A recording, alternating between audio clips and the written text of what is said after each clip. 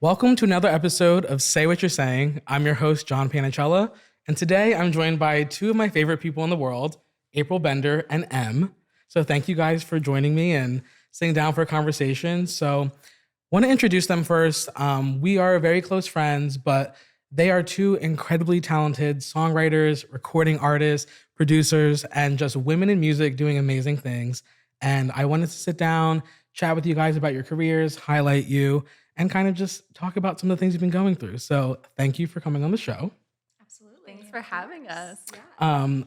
Let's start with maybe how we met. I think that's always fun to kind of dive in, like how we first met and everything. So April, we met pretty recently, I Like think. a year ago? A year ago, I think okay. maybe our year friendiversary-ish. It's like in March, Around right? now. It feels Yeah. like March. Yeah. But we met a year ago, and it's the East Coast vibe. It's New Jersey thing. I We could clicked tell immediately. You were from Jersey immediately. It wasn't the way I said wooder. Like, how did you know? Well, in my area, we say water. Right, because you're from North Jersey. Right. It's a little different. Okay. Big difference. It's a big difference for a little state. It's, yeah. But we connected anyway. Exactly. We knew it was the East Coast thing. I think that you were mentioning Jersey Shore or something, and I was like, wait, who is this person? I think I was eating a Jersey Mike sub. You were. You were That's eating so Jersey funny. Mikes. And we have just been friends ever since then. We hang out all the time. And so that's kind of how we met. And then Em and I met a while ago, but we really became close recently, maybe? Yeah, in the past, year or two? Yeah. Yeah. We met, I think, at like a concert or something. Yeah. Very randomly. But yeah. Yeah, lots of mutual friends and just kind of connected that way. And yeah, it's been a really fun time. I feel like we're always hanging out together. And along that journey, I've gotten to hear some incredible music from you guys and also music that you've written for other artists. So would one of you like to kind of start and dive in about how you got into songwriting or music? You want me to start? Okay, sure. Going way back. My dad is a musician, and he really inspired me to pursue music, to to sing. He was the one putting me in music lessons, doing piano, voice. And he even actually, when I was I believe 13, he encouraged me to do songwriting lessons. And which I never had even thought of. And I think for him, being a musician for a long time, he never got into songwriting and always wished that he could have written his own songs and pursued his own artist project. So it was really great to be able to take those lessons. And then when I was in high school, after starting to write some songs, a friend of my parents said that there was this TV show that I should audition for, which I had never even considered ever doing anything like that.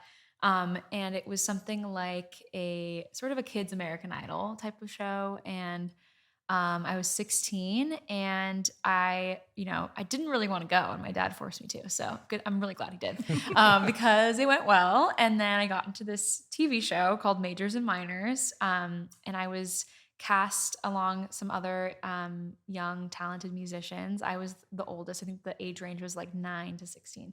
And we were mentored by different majors. So we had like Jennifer Hudson, Avril Lavigne, Ryan Tedder, just a bunch of cool Very people. casual. I know, Just right? casual name Just drops. really casual. Love that. So that was cool. And so that was a really cool experience. I think really going through that made me see, I think I could actually make a career out of this and do something with it. And I've written this song called Mother's Rose Garden that a lot of people had really resonated with. And that really kind of blossomed for me on the show. And after that, I decided to audition for the USC pop program for college. It was really a shot in the dark because I only applied for music there and didn't know if I could get in because they only accept, I believe, around like 24 students each year. So that was also a terrifying experience going in and auditioning and, being in this room with with these amazing professors that I would potentially get to study with. And it went really well, and I got in and I got to work with amazing musicians like Patrice Rushen, and learned a lot about songwriting. I was a songwriting emphasis, and then in this program, a lot of people have really taken off, like Remy Wolf, Muna, and it's been really cool to just see a lot of Yeah. people really take off. And I'm hoping I'm next. Absolutely. Speaking that into existence. Yes. And then, I'll speed it up a little bit, but after college, I forgot to mention too, after writing or after being on the TV show, I signed a co-publishing deal with BMG, which was great. Cool. And then, so then going into college, and then after, I didn't really know what I was doing. I started working at an indie label, just trying to figure out how to navigate, making money as a songwriter and an artist and all the above. And I hated being on the business end. So I learned a lot of cool things and met some cool people, but I quickly learned like, this is not for me. I want to be the creative one in the sessions, writing the songs. And from there, I just started to write a bunch, left that job, and I started writing songs for other people and really kind of chose that as my path. I was like, I don't want to be an artist. I just want to write for other people.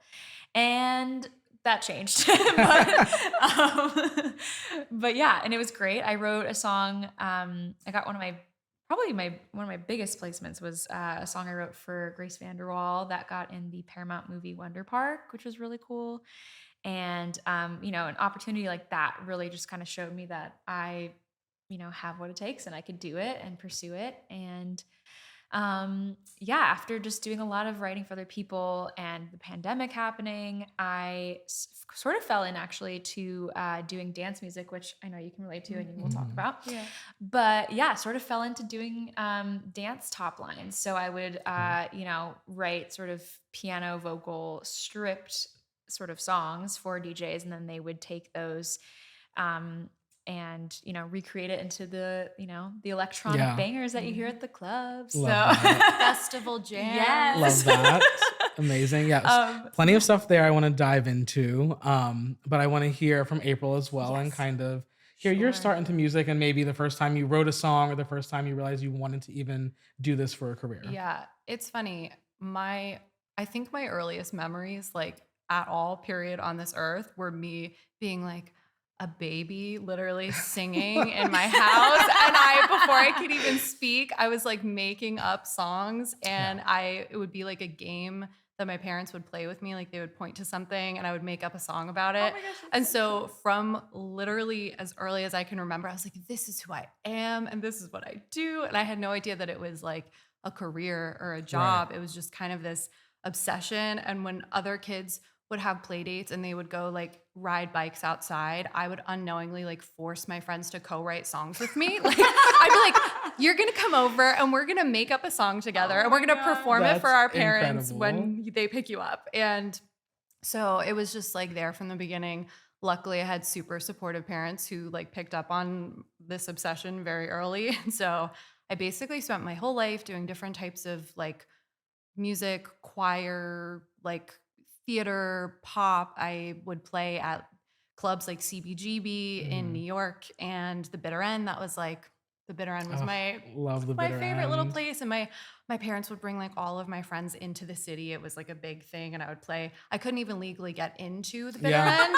So my parents had to chaperone all my high school friends coming to the shows. That's incredible. And they would just like go and I would play my little set and then we would all hang out in the city afterwards. So it's been there from the start, but like I always thought that because I sang and because I wrote songs that I had to be the artist, be the star, be in the spotlight all the time. And I was performing so much for the first like 22 years of my life. And that was never really my favorite part of it. I always loved being in the studio and creating. And so I ended up going to Berklee College of Music in Boston, which I loved. And I met so many of my like best friends and co-writers and people that I still work with today there. And it was only there that I realized like, oh, songwriting for other people, that is a whole career. That's a whole job. You don't have to like be an artist. You don't have to pick one type of music. You can write for like a rock band one day, a pop artist the next day, an electronic DJ the next day, and kind of keep it versatile, which was what I always wanted anyway. So I started doing that. And then after school, I moved to New York, got my start in New York, and just like reached out to literally anybody that I knew at all in the city. I'm like, hi, I live here. I'm 22. I really want to be a songwriter. Yeah. Like, will you take a meeting with me or do like a writing session with me? And so I started meeting people through there. And then about 3 or so years later, I moved to LA and just, it's been, growing. I've also done DJ songs. I didn't plan on being an artist at all. And then this DJ named Artie wanted to use a demo of a song that I had written that was like a piano vocal with just my voice. And he wanted to leave my voice on it and put it out as a dance song called Sunrise. And I was like, sure, like I've never done that before, but maybe I will. And I had no idea that that song was going to just like catapult me into this like dance music, DJ, electronic scene, and also just like me as an artist. And so I kind of like halfway did it for a while with the features, and then just now I've started putting out my own solo music. Right. I was gonna say, just it's funny. I have a very similar experience to you, where my first song that had my voice on it, I was very hesitant to have it on, and that has also been like the biggest song that I've been a part of. It's really weird. You never know. You just never know. Why do you think that both of you were hesitant at that point about being like your own artist, growing up performing already? Was there a moment that you decided you wanted to shift primarily into songwriting, and why was that happening? Oh, okay. Well, I think for me, I don't know. I went through a sort of a weird phase in college, just being surrounded, going from being the music person at like your high school or whatever, and you were this, big fish in the little pond. And then going to, USC and being surrounded by so many incredibly talented people and realizing just, I don't know, there's so many other talented people out there. I think I for sure got just kind of insecure and got in my own head and pulled back, and then thought, oh, instead of that being in the spotlight, maybe I'll go this other route and just songwrite. And I was for sure in denial about it for a long time, but yeah. Yeah, that makes sense. Yeah. And I think I had kind of a similar thing. Like Berkeley also, so many talented, insane singers specifically. Like out of the singers at Berkeley, there were just like people whose vocal, like they could sing circles around me. And so I feel like I established myself more there as a songwriter, which felt like, okay, this is good. Like I know I'm a singer too, but like songwriting is where I'm songwriting is where I'm like kind of finding my footing and can really like make something of this. And I don't love the spotlight anyway. So I was happy to kind of step into that role. And then I think like after a while, I kind of got this complex of like, no, I just don't want to be like seen or heard in that way. I want to be the voice for other people's songs and identities, and like not really put my own out there. I don't know why, but like, No, I think that makes a lot of sense, especially when you're surrounded by all of these people. You feel the pressure of like what's going on around you. But when you did go back into releasing your own music, was that something that you realized like, okay, I missed this part of expressing myself? Totally. I felt for a long time, especially writing pitch songs, just songs would sit and not do anything. Or even writing with another artist, it was hard to feel like you're always writing someone else's story and not your own. And I think I got to a point where I realized there was just a lot of songs that I wanted to write and things I wanted to say and for people to hear them. So, yeah. Yeah, no, I'm glad that you both kind me. of are doing your own projects. I feel like you both have such great singing voices, but also writing and things to say that you can't necessarily express through another artist. You have to say them yourselves. Yeah. But speaking of writing for other artists, you guys, I mean, you've written with and for artists like Le Youth and Grace VanderWaal. You did Lukas Graham and ITZY, and you've done these huge collaborations, which is like, it's so funny that in the beginning you're like, yeah, we're going to be next. And you're already doing these amazing things that you need to take a moment to pause and celebrate yourselves for. You're doing things that so many writers and artists dream of doing. So congratulations on the success so far. What is it like getting those emails or calls that a song that you wrote or pitched is being cut by these huge artists? I think for me, it's almost like you don't believe it until it's actually out, because these songs from the time that they're written to the time that they come out sometimes can be years. Like in the case of both of the songs of mine that you mentioned, like the Lukas Graham one and the ITZY one, those were written like at least 2 years before they came out. To me. And so then you hear this whisper of like, okay, we've got this person interested in the song. We've got this person on board, and we're maybe looking for like a collaborator. Like with the Lukas Graham song, it was going to be like a Rehab and Lukas Graham collaboration. And, at any point, one or both of them can back out, or somebody can change their mind. And it just like, you never know that it's going to happen. And then when you actually see it like on release day and it's on, the streaming platforms and you see it, you're like, oh, that really happened. It's a relief and it's nice. I love the relief. Like it's not even excitement. You're real. just relieved that it's out. It's out. Like, oh, this happened. Thank God. Like that's amazing. Yes. And so how about you? Very similar experience, but also weirdly, the first really big cut that I had was, I think, just a random kismet of everything going right. And it's definitely not the case for most situations. When we wrote Hideaway for Grace VanderWaal, we actually just thought, we wrote the song on a ukulele, and we were kind of thinking to ourselves, like, this feels like it should be Grace VanderWaal, because she was the, one person at the time really just writing and singing with ukulele. Playing that ukulele. Yeah, and that was what we thought. And then we also thought it felt, like it could be in a kids movie. And, one of my co-writers, Johnny Shore, just happened to know someone and was able to send it off. Paramount was really excited about it. And then we thought, oh, Grace VanderWaal would be cool. Then Grace VanderWaal was down. It was just very that weird is that crazy. We just saw it. That never happens. Yeah, that never is happens. insanity. So I got very lucky the first time around. Well, it must have been a great song. So that speaks to your talent there. Yeah. What is it like for like you guys, both of you? I mean, we just went to see Joyride and you had a song in a movie. So what is it like going to the movies and just hearing a song that you wrote playing in the movies? Crazy. So wild. Weird. And then like seeing your name in the credits. Yeah. Oh, that my was gosh, even it's weirder. so cool. Yeah. Yeah. It's a surreal Are you able to like accept it and enjoy it? Or are you like shying away from it? Like, well, personally, when we all went together, to go. Yeah, to happen. You guys made it fun. Like, I think if I had kind of gone by myself, I would have been like, oh, cool, that's fun. But you guys like really made it fun, and that made it feel like a bigger moment for me too. So I appreciate that so much. Your name is in the credits. We have to, acknowledge that. Yeah, I love that. So it's yours. Yeah, thanks. Yeah, no, that's got to be such an incredible feeling. I know, like, I'm always excited for you guys when I see it happening, so I can't imagine what it's like for you. At the same time, though, for me, when I'm like, oh, like I had my interview with like Shawn Mendes back in the day, or like the Jonas Brothers, I could never watch them. Like I could never be like, oh, I don't want to see that. I don't want to do anything. So do you ever have those kinds of like reservations? Maybe if it's your own song where you're like, oh, I'm not playing this, I'm not putting this on, or are you blasting your music? I think for sure, when it's my own song, I can be a little bit like, oh, I feel weird. Yeah. But, for our song, I bet it's similar for you. Like with another artist singing the song in the movie, like, we're separated from it. Yeah, you did your part. This is so cool. That's awesome. Yeah. We get to just sit back and kind of soak it up. Yeah. Instead of being like, oh my God, how do I sound? Yeah. What do other people think? Yeah. Like, it's good.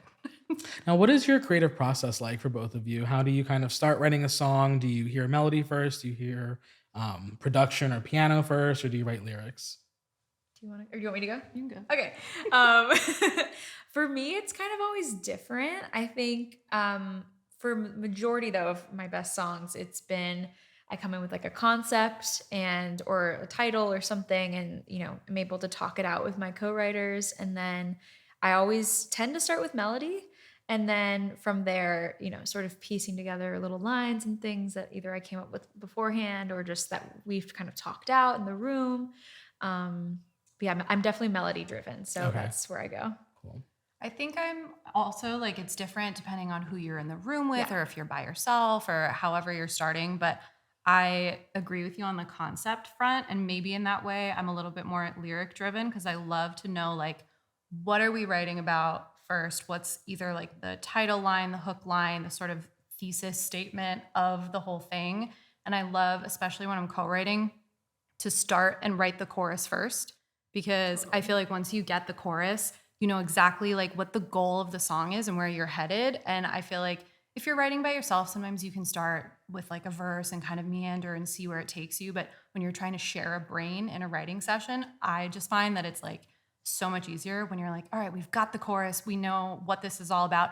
Now let's like write some verses and fill in the story a little bit more. Absolutely. Totally. Everything has to point back to the chorus. It makes sense. Absolutely. That makes a lot of sense. Yes. Now, Em, you have a song, Late Bloomer, that just came out. Can you tell us a little bit about what that song means to you? Yeah. So this song was really born out of me feeling very far behind in just a lot of aspects of my life. Specifically really pursuing my artist project that, deciding to do it sort of later on compared to my friends who've, really just said, I'm an artist, I'm going for it, and have had all their 20s to really pursue that.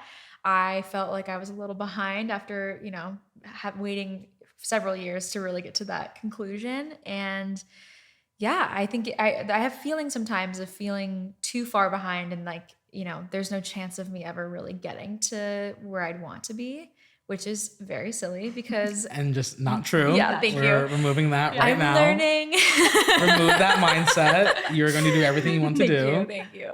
But yeah, it was really scary for me to really take that leap and, going for it. And I came to the idea of late bloomer because I felt like, I'm a late bloomer and I'm finding my way. And even though it wasn't, right there from the get-go, I feel like I'm sort of blossoming into myself. And by pursuing my artist project, I also feel way more confident in myself and expressing myself and having a voice and just really stepping out of my comfort zone. So yeah, I love that. I mean, I love Late Bloomer. I think out of the first kind of like original batch of songs of yours that I heard, Late Bloomer is my favorite. Oh, so good. Thank you. New stuff is so good. I'm excited for the new music to come out. Yes, I'm really excited. Late Bloomer is my favorite of the original kind of batch that you had showed me. Yeah. And I actually really love the concept of it. I think it's a beautiful message. I think the artwork is really beautiful. I think you sound amazing on it. And I think it just speaks to something that a lot of us struggle with and deal with from time to time. How did you personally get through that feeling of feeling you're a late bloomer or just accepting that maybe you are and that doesn't mean that you're not going to like achieve what you want? Yeah. How did you get through that feeling? Well, I still deal with that on a daily basis. So the song is really a reminder for myself. Okay. It's sort of, the end goal of, that thought process of where I want to be. So it really is a reminder for me of, whenever I have those feelings, that, it isn't too late and it's never too late for anybody to really go after the life that they want and to pursue, their dream. Definitely. I think like life as a creative or when you're your own boss and you're making the decisions of what you want to do, I think it's really easy to just get in your head and be really hard on yourselves. So I want to kind of dive into a little bit of like mental health talk of being an indie artist and songwriter. What are some of the challenges that you guys face in that aspect of your careers?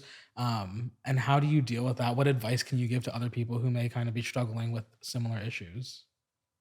I think for me, I have never particularly been all that competitive with other people necessarily, but what I struggle with is like competing with myself and maybe times in my life where I felt like I was accomplishing more or had more milestones that I was hitting or like checking more things off my list or even just like the daily grind of like how many sessions did you go to this week and like who are you working with and like are you growing in the way that you thought you'd be growing? And so I'm lucky that I try not to like really look at that in terms of other people and compare myself to other people because like we are all on our own journey, but like I feel like I compete with other versions of myself on my own journey. It's almost harder when you're competing with yourself. It's like you were doing more in 2020, whatever. Like get it together. And so, but I think honestly, just remembering that like everybody has like this industry especially is so up and down. I've seen other friends of mine have like the highest highs and the biggest moments of their career so far. And then immediately like there's this low that happens and maybe like the next thing doesn't come as quickly as you think. And it's just like, it happens to everybody. We all will get through it and our talents aren't going anywhere. So I just try to remind myself, like, we're still here. We can still do it. Yeah. I love that. I love that. Definitely. Just a couple things that popped into my head, specifically when I had the high of Hideaway coming out and being in the movie and everything, in my head, I thought, oh, I've made it. Like publishers are going to be coming to my door, wanting to sign me, all these things are going to happen. And none of it happened. And it's the worst. It's like when you're expecting those things. You think you're like, you get to this next level and then you're there and it should all just kind of line into place, but no. So that was, a sort of a reality that I had to face of, just when you think you've gone to this next level or, gotten there, things might not always work out that way. And so you just really have to keep going and, just always be striving for something better and growing and pushing yourself and all the things. And another thought I had too, while we were talking was, the grind in our industry. I feel like so many people are always bragging about, oh, I had, 10 sessions this week. I had doubles and I worked until 3 in the morning. And, all these things. And good for you. Great. I was at trivia. I'm not sorry. We were having life experiences. Yeah. But yeah, I think I've learned over time that, I went through a phase of pushing myself and having crazy amount of sessions and things, but I think honestly, my best songs have happened when I allow myself to experience life and live life. And, I think the more songs you write doesn't necessarily mean you're going to be writing amazing songs every time. And being able to be more selective with the sessions that you do, working with certain people that you want to be working with. I feel like I'm writing the best songs I've ever written and not, when I was just grinding like crazy. And love that. Yes. Totally. Yeah. I think it's important to have that balance. And I feel like we've all kind of been there where you just work nonstop and you're continually like doing things. And there was a point in my career where I felt like I was on top of the world and I was just working probably like a ridiculous 15 hours a day. Like I would be working East Coast hours for clients and magazine stuff, writing for 3 magazines, doing my own thing.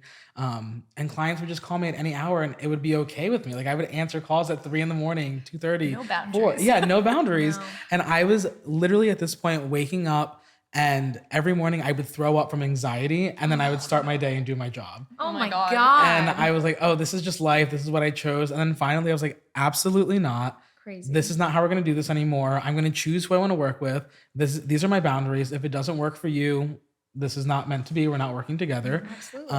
And I even put in my contracts now that you can't even have a phone call with me unless there's a 24-hour notice. Like you can't just call me. You're not entitled to my time.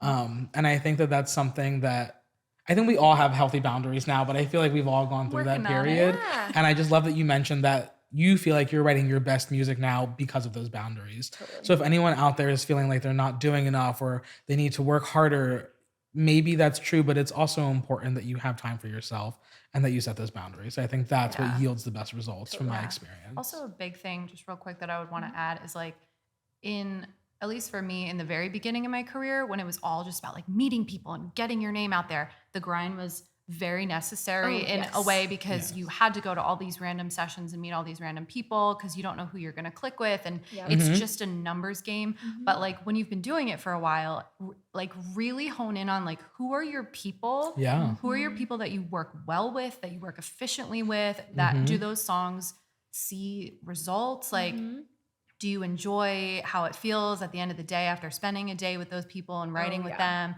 Do you feel, like your cup has been filled or depleted? Oh yeah. And so just like finding your people and writing good quality music with people you have a real connection with, I think in maybe this like second phase of the career when you're not just like a newbie, is so important. And finding that is like important. Key. Absolutely. Yeah, I love that you said that. I think that a lot of the time people are always concerned about networking and meeting new people. And I'm like, that is amazing and super important and helped my career so much. But at some point, you've built the $1 billion network. Now look into your network and start tapping in and utilizing that. If you keep just adding to your network and meeting people, then what's the point? You're not optimizing what you've already done. So love that point as well. Em, I did want to touch on, I know that you mentioned kind of like feeling like these expectations from something and then not necessarily seeing it through.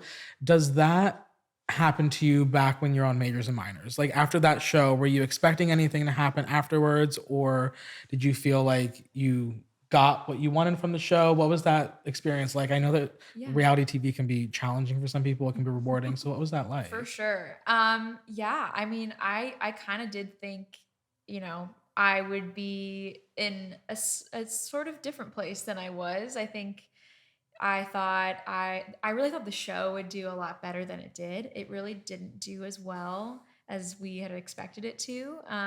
It did okay, but I don't feel like it built up the fan base I was, hoping to for my own artist stuff.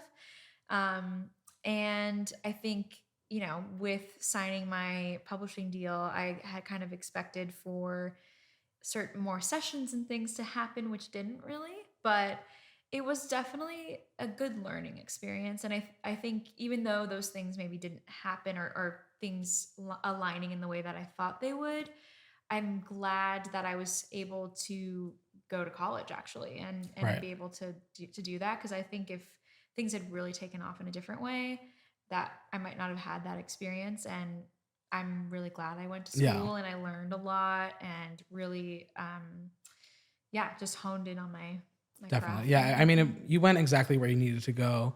I was just curious because I know reality TV can be really challenging for some people. But I do think it's amazing, and I have to share that you got to meet Brandy on that show. Yeah, she was the host. Which is insane to me. I still think back to your release party for Valley Girl, I think it was, and you came up to me because we had talked about before that I'm obsessed with Brandy. I love her. She is everything. And Em had mentioned that she met her before, and so at this party, you come up and you show me a picture of you and Brandy, and I almost cried. I took a picture of your phone, and I still have it on my phone to this day, like a picture of your phone with you and Brandy just next to each other. So funny. And also, my contact photo. It should actually. I need to change that after this. And didn't Brandy say something like incredibly amazing about? Like, please tell us what she said. I wish I remember the exact quote. I'm paraphrasing, but she said something along the lines of, Emily can be one of the greatest songwriters of our generation, which the fact that Brandy is saying that is from Brandy. insane. So I just had to share that moment. I think that's super cool. I love that Brandy recognized your talent because I believe what she said too. But I also love Brandy. And so I had to bring that in, and just, that was a funny moment that we had. April, you have a song coming out. It may be out by the time this comes out. Come On Man. Yeah. Give us a brief description of the song, and then we're going to dive into a topic that I really want to get into with both of you. Yes. So this song was definitely just born straight from a moment of like, I had a really frustrating experience with a label that I had done a song for, and long story short, they like didn't want to give me proper credit. I'd written the song, I had recorded the song, vocal produced it, engineered it, sang it, arranged it, did all of the work, and which is production also. And then asked for not any additional money or anything, but just credit in the production credits, and got a very like sassy response of like, I'm sorry, why do you think you deserve production credit on this song? And so I was so frustrated that I literally went and wrote a song called Come On Man about being a woman in the industry and just feeling like no matter what you do, you're not getting the credit you deserve. And you watch some people in the industry, some men in the industry, not all, but some, like just kind of having an easy ride and coasting and making more money and taking opportunities. And I was frustrated, and now I'm putting that song out. So. I love that. I'm glad that you are saying something and then you're putting a song out and you turn that moment into art. I think that's really cool. I don't know if you guys remember this, but when I first talked to you about starting my podcast, we were sitting at a bar that we usually go to. And it was a trivia night, I think. And we were just sitting there chatting, and I was like, I've heard that story before, and I've heard some of the issues that you've dealt with throughout the industry. And I was like, I would love to have both of you on the podcast to kind of talk about the struggles of being a woman in a male-dominated industry, and some of the things you've gone through and what needs to change. And it just frustrates me because I see how talented you are, and there's not many things that I can do. But what I can try to do is create a space here to talk about those things. And that's what I wanted to do. And that's what we're doing here. So I'm glad that we manifested that months ago. I will let you take the floor here. I know you kind of talked a little bit about this story. does this happen often to you? Like, is this something that you guys normally deal with? Like, fill me in. What is going on here? Put them on blast. Say what you're saying. Oh my I'll God. just say what you're saying. I'll speak quickly to, I guess, I mean, it's the industry as a whole, but like one particular facet of the industry that I know we've both worked in, the like dance music scene, which is so great. And I'm so grateful for it because it literally was my first song with my voice and my name on something. It like gave people like a sense of who I am. And I'm so grateful for all the things that it's brought my way. That being said, women are treated like an accessory to the song rather than an actual creator of the song. Yeah. And the truth is, as much as these producers are so talented and they work really hard at their own skills, we are bringing fully written songs that the DJs are often not even in the room when they're written. We're bringing fully written songs that we're singing them. We are the artists. We are the writers. We're often the vocal producers. We are arranging everything. We're doing all of this work. And so then, good news, a DJ wants your song. That's great. It's going to come out automatically. The DJs take half your writing credit. Mm-hmm. I have opinions on that personally. Insane to me. It's already insane to me. Sometimes it's very well deserved. Sometimes it's not. And so with that, our only income as songwriters is that publishing, songwriting piece of the pie. Yeah. So to have it automatically cut in half by somebody who did not write the melody or the lyrics to the song is one thing. And then, kind of fighting for whether you're a featured artist or a primary artist, or whether you're going to be an artist of equal footing in the way that it's displayed is a whole other battle. And then what percentage of the master are you going to be getting versus the DJ and all, there's all these things. And then production credit, like they don't want the vocalist who produced the vocal to be counted as a producer on the song. Vocal production is production. Right. Yep. So 100%. it's, there's so many hurdles. And then also just like getting a fair vocal fee, like when you're literally the artist on the song, even getting like a few $1,000s can be a huge fight, where these DJs can make $200,000 in a night playing one festival. So yeah, there's a lot of inequality there that needs to be worked on. Right. I will say our recent song that came out together with Zach Martino and Natel, I just want to shout out Zach Martino because he was actually amazing. And, yes, we want to shout that out. Name drop the song. What's the song? How can we stream it? Collide. Perfect. Yep. And that was just an amazing experience. I think also Natel was incredible to work with, and she, fought for us to be able to get a fee as songwriters, which never happens. So yeah, love that. And Zach was amazing to work with. Amazing. Yes, and those are the types of things that when you know that somebody has like gone to bat for you and even tried to get a songwriter some extra payment or money, and then it actually like happens and people are willing, and Zach was perfectly willing to do that, and like we will work with them again and we will tell people about it. Exactly. And it's like, we all help each other and it's great.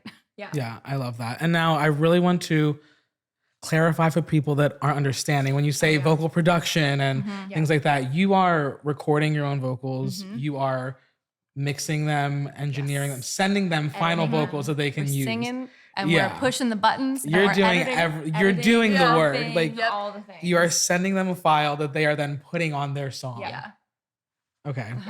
And you're not being credited for that, and you're not being paid for that. Yes. And sometimes the DJs will have like a beat or an instrumental track that they've already started that doesn't have any vocals, and so we will top line write a song on top of that track. Or sometimes it's like a piano vocal or just a song that we've already written, and we give it to them and they produce their track around our existing song. So it can go either way. Which is where the publishing Gets aspect, the writing aspect. Yeah. I mean, I think that whole world is a little shady and murky, but I do see that women kind of struggle with it more than men, and it seems like they try to take advantage. Even an issue that you're having with something going on with your song right now, you literally text me and say, can I CC you on it because it might scare them? Like, that is crazy that has to happen. But we have seen time and time again that does make a difference, and that is just unacceptable. Totally. Moral of the story here is to pay women songwriters, producers, vocalists, and credit them when they deserve, when they need to be credited, because you deserve that. Yeah. Just like even, especially in that world, the DJ is considered the artist and the vocalist is considered, like, sometimes they're not named at all. Sometimes they're hardly named. And I think there are more and more artists. I have like friends like Lena Leon, who are, you know, more women are establishing themselves as like solo artists in dance music, which I think is really cool. Cool. No DJ attached. That's no really one cool. involved. It's just you and your songs. And yeah, so we want to see more of that too. Absolutely. Yeah, that's really cool. Now, what do you guys say to someone watching this right now and their response is, well, did you ask or did you tell them you wanted credit? Like, did you try your hardest? What do you say to that? Because I know we're going to get those comments. I know there are people out there who think it's so easy to just, oh, you want to be paid? Like, just make sure you get paid. Yeah. I will say my first experience, you know, with this world, I didn't know what I could ask for. And I think that was a little bit frustrating, that someone didn't say, oh, you know, you are the singer on this, you deserve this in the situation. But I guess that's just, you know, I didn't know. So I didn't have experience. So I learned from that. Right.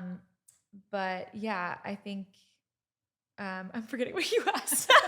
No, just to like the naysayers, essentially. Like you say, did you ask? oh, I'm sure it's so easy yeah. to like get the credit. Like, why don't you just tell them you want credit or they can't put it out? Or yeah, I mean, I feel like we fight for that a lot, but at the end of the day, it's a matter of the song coming out or not. You know, I feel like we suffer even more. So we want the song to be able to come out. You want that exposure. And I think people also need to realize that as independent artists, like you are the small fish in this world of record labels and DJs with massive followings and budgets. They do what they can to take advantage of independent artists. It is what it is. That's how they get away with it because they can. And it's not as simple as saying otherwise, unless everyone bands together, which we saw happen with the writer's strike. Like that's what if that's we had what a union. Well, that's another issue. Absolutely. You know what I mean? Like that's how change is going to happen. It's not as simple as a couple people on a couch talking about it, but I think it's good that we're kind of bringing that to the surface. Totally. I will say though, not everyone's bad. There No, of are course amazing not. people that we work with too that really validate our, you know, Absolutely. And that's kind of where I'm going with this next question. I want to know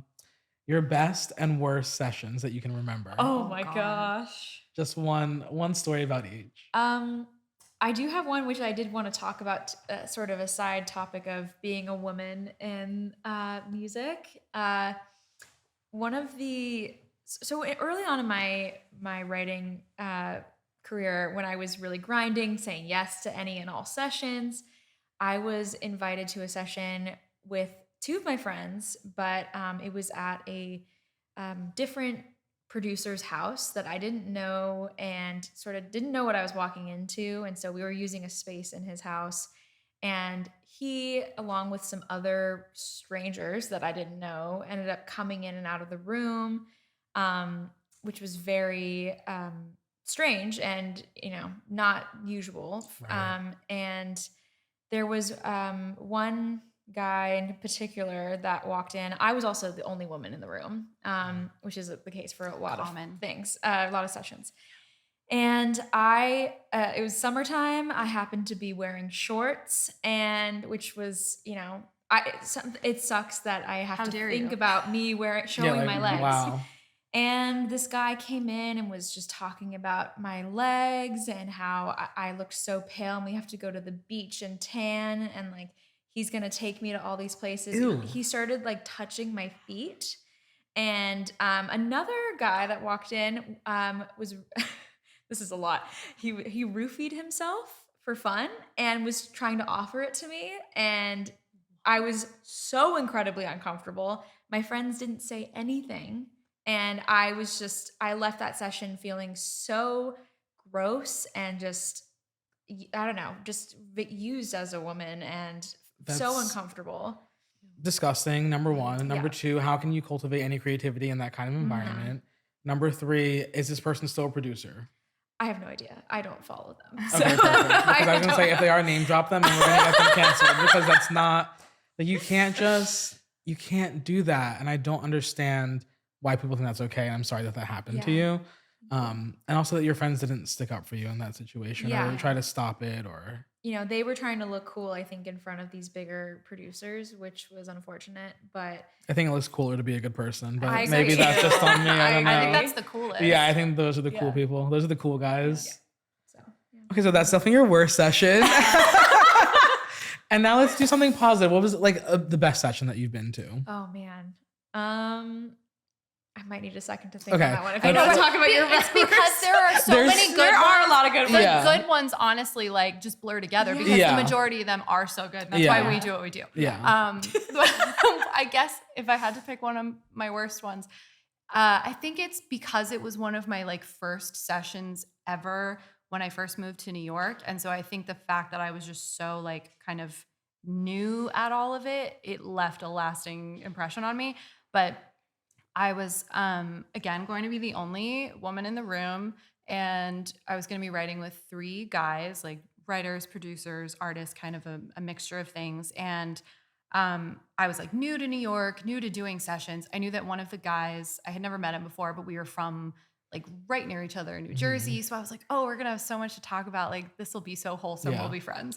And I got to the session. It was like one of those kind of warehouses in like Bushwick back in 2012. I don't know. And so I remember they were like a half an hour, almost an hour late. And so I was like standing outside this warehouse studio by myself, kind of wondering like who was going to show up. So then we finally get there. And basically I quickly realized that like they are not there to take any of my input as a writer.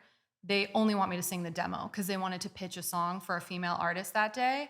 And I was there to be a glorified demo singer. And that happens a lot when like male writers want a female demo to pitch for a female artist, they need a female singer. So they're like, well, let's bring a writer who also sings into the session. Yeah. And so I felt really like not listened to at all through the writing process. And then all of a sudden it was like, all right, time to sing.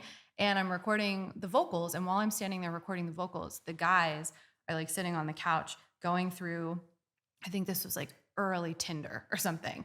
And they are just swiping and commenting on every girl's body that they see as they're swiping, and like in a not so nice way, and just really objectifying women. And it's actually like interrupting the recording that I'm doing.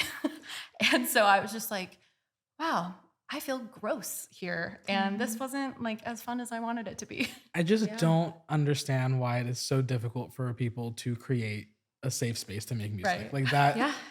We do this because it's fun and we love music and art, and this should be something that is enjoyable to everyone involved. Everyone should be heard. And you should not be feeling that way when you're trying to create music. Also, you're just not a demo vocalist. Like, you are so much more than that. So they're terrible Happy anyway. to sing demos because it's part of the job. But you do so much more than that. Oh my gosh. Yeah. Okay, well, if you guys can't think of like a best session. Oh, I thought of one. Oh, sorry. Love it. Sorry to interrupt you. I love that. I love that you're here for this. I got it. I was just going to say, I guess a more recent one that I was just really excited about. I worked with my friend and producer writer Michael Bloom, and I wrote one of my favorite songs, probably my favorite song. Love I've ever that written, song. which Yeah, I know you guys have heard. Oh, I'm so excited. Will be coming this fall. But yeah, I think that session just, I don't know, just being with just me and Michael, I felt like, you know, we were able to just have a really open conversation about, you know, this really emotional topic. And I don't know, I love being able to work with a producer that's a writer as well. I think it was really cool to be able to just work the two of us, bounce off ideas off each other, and just be really, really creative together. Because a lot of times you can feel very separate from a producer in a session. But yeah, I felt like it was just very, I don't know, sort of magical. A lot of things that I was hoping to express in a song were coming out in this really beautiful way that I was really excited about. And yeah, I'm really excited to put that song out. I do love that song. I'm so excited. Yay. I have a couple, like, we love not that. We love necessarily, a couple people I feel like that I would want to I was going to say, shout out people if you can't think of sessions. So first and foremost, Lena Leon, who I mentioned earlier, is one of my closest friends. We've been friends for 10 years, writing together for 10 years. Every time I write with her, it's just so easy and seamless. Sometimes we'll spend 2 hours just talking about our life, and then the last 20 minutes writing a song, and then the song will be done. And so I love having that like comfort and ease and friendship. And another person, one of my college friends, Charlie Snyder, great writer, producer. He actually produced 2 of the songs that I'm putting out or have put out for my solo project. And just like, for me, it's the deep friendships that like you're hanging out with your friend and you're making good music. And then on the artist front, an artist that I worked with last year that I just want to say like is one of the nicest people and has the nicest team and is really good to their songwriters is Eric Nam. And that entire process of like, he's so nice, writing with him was so great. And then being really included as a songwriter when the album came out, like getting invited to shows and the after party, like even just small things of like being acknowledged, being tagged in a post. It's crazy. But like it really, it stays with us when building that sense of community is so important. And I think that's what makes you want to go back and speak about that person when you're on a podcast because you just have like those memories. So thank you for sharing those, both good and bad. I think it's important that people hear what's going on in the industry. I think transparency is the only way that things change. And just to end, I would love to know what you guys have coming up next. What's coming out? I know you have a song coming out soon, but what's like the near future hold for you guys? The near future, you go first. Okay, so I have another single coming out very soon called High Dive, followed by my first EP called All That I Know, coming very soon. And then, I just have a bunch of new music I'm sitting on. So I have another song coming out in the summer and then more in the fall, and just excited to, keep it going. Love that.